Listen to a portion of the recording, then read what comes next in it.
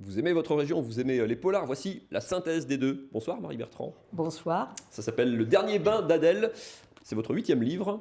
Alors Adèle, c'est Adèle Adam, 78 ans, retrouvée morte un matin, la tête noyée manifestement, contre son gré manifestement, dans le bain tiède des bains romains, des bains municipaux à Strasbourg. C'est pour les Strasbourgeois, hein. On se promènera dans toute la ville dans ce livre.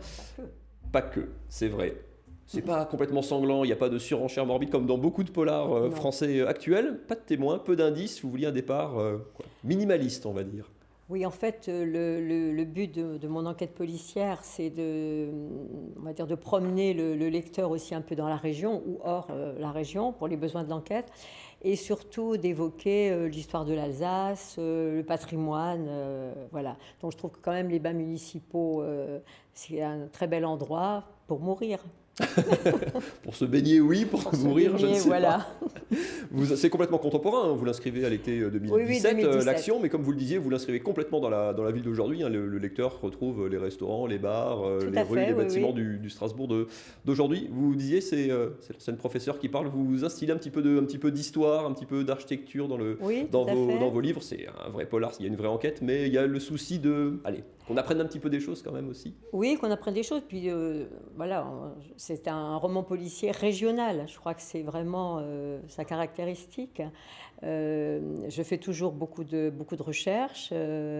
Et là, dans celui-là, comme dans le premier, le précédent qui s'appelait L'homme au bouton de manchette, même chose, on se promène en Alsace. Dans celui-là, on ira au Mont-Saint-Odile, on ira aussi à Angers, on ira dans Strasbourg. Il y a un endroit clé justement de Strasbourg qui s'appelle le Bon Pasteur. Alors pour les jeunes comme moi, c'est un ensemble immobilier haut de gamme d'un côté du parc de l'Orangerie, mais avant c'était un terrain sur lequel il y avait une congrégation religieuse qui s'occupait de jeunes filles notamment, enfin on appelle ça quasiment des maisons de correction. Vous êtes beaucoup documenté là-dessus. Oui. C'est d'une grande violence, mais c'est un bon, quoi. C'est de la bonne matière pour un polar.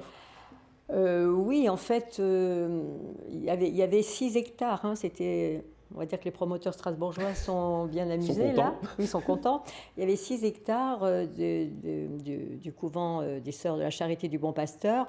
Il y en avait 35 en France, 35-36, et c'était quand même assez difficile. On va dire la vie était quand même un petit peu... Vous êtes sympa, difficile, c'est carrément... Oui. Enfin, on frise la torture dans le livre, quoi. La torture, bon, c'était quand même violent. Des humiliations. On pensait souvent, sur la plaquette des Bons Pasteurs, il y avait marqué qu'on allait leur apprendre un métier, qu'elles allaient pouvoir faire un CAP, etc.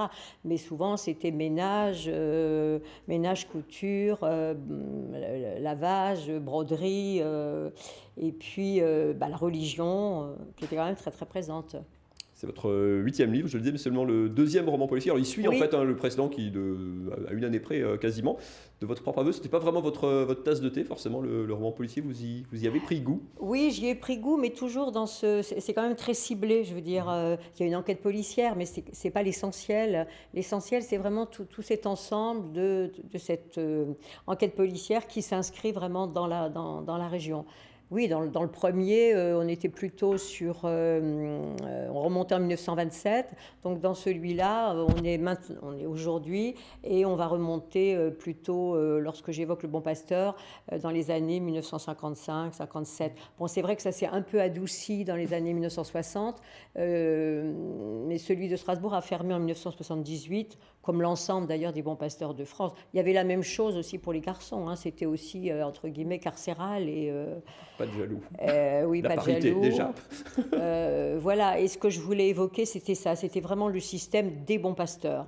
Et j'ai fait beaucoup de recherches et j'ai retrouvé une dame de Strasbourg qui s'appelait Mireille, m'a dit que, alors elle n'y avait pas été comme pensionnaire, mais elle y avait été pour aider. En 1965, le cachot à Strasbourg fonctionnait toujours. Enfin, le cachot, mais cellules d'isolement. Mais comme elle me l'a dit, on les mettait le matin, on les ressortait le soir. Mais je suis en contact avec une de Bourges, avec Michel-Marie de Bourges, qui, elle, y est restée de 14 ans à 21 ans. La majorité était à 21 ans à cette époque. Elle y a passé quand même pas mal de jours. Il y avait des révoltes. Que mes enfants qui me trouvent sévère en prennent bonne note. Hein.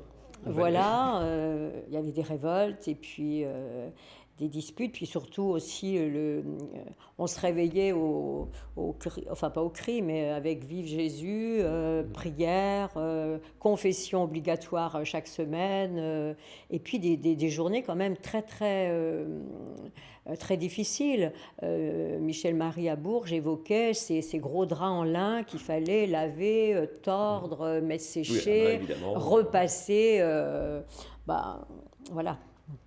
Donc, c'était pas effectivement de tout repos. Et voilà, j'avais envie On retrouve beaucoup effectivement de passages et d'explications là-dedans. Valérie?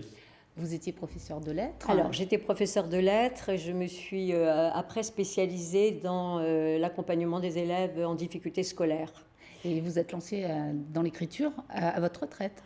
Non, j'avais déjà écrit. Alors moi, je suis née dans les Ardennes. J'ai fait mes études à la faculté de lettres de Reims et j'ai commencé à écrire déjà des nouvelles.